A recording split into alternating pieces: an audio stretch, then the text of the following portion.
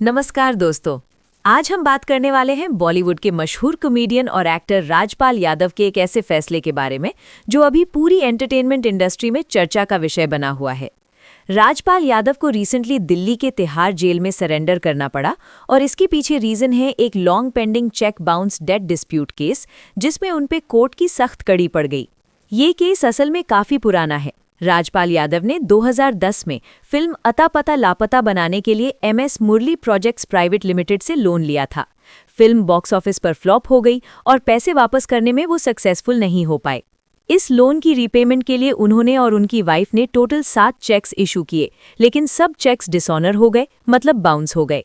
इस पर लेंडर ने लीगल कंप्लेंट फाइल की और सेक्शन 138 के तहत कोर्ट ने उन्हें गिल्टी डिक्लेयर किया। 2018 में एक मजिस्ट्रेट कोर्ट ने राजपाल यादव और उनकी वाइफ को 6 महीने की सिंपल इम्प्रिजनमेंट और पेनल्टी का ऑर्डर दिया और 2019 में सेशंस कोर्ट ने इस कन्विक्शन को मेंटेन किया।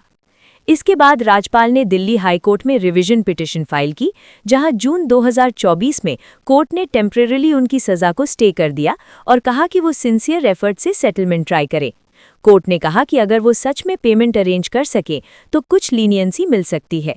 अक्टूबर 2025 तक राजपाल ने 2 डिमांड ड्राफ्ट्स के थ्रू टोटल 75 लाख रुपए डिपॉजिट किया, लेकिन जज को लगता था कि बचा हुआ लोन लगभग 9 करोड़ रुपए अभी भी अनपेड था और एक्टर ने अपनी कमिटमेंट्स वारिया बार फेल की थीं।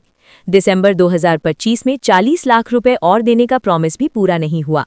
ये केस फिर से कोर्ट की नज़र में आया जब 2 फरवरी 2026 को दिल्ली हाई कोर्ट ने एक स्ट्रिक्ट ऑर्डर दिया कि वो 4 फरवरी 2026 तक सरेंडर कर दें अगर वो कोर्ट ऑर्डर्स का रिस्पेक्ट करना चाहते हैं।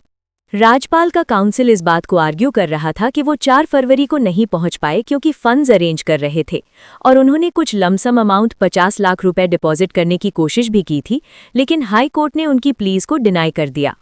कोर्ट ने कहा कि लॉ सबके लिए इक्वल है और सेलिब्रिटी स्टेटस की वजह से कोई स्पेशल ट्रीटमेंट नहीं दिया जा सकता। जज ने यह भी कहा कि लीनियंसी तब तक पॉसिबल नहीं है जब तक एक्टर ने अपने कमिटमेंट्स को रिपीटेबली ब्रेक किया है।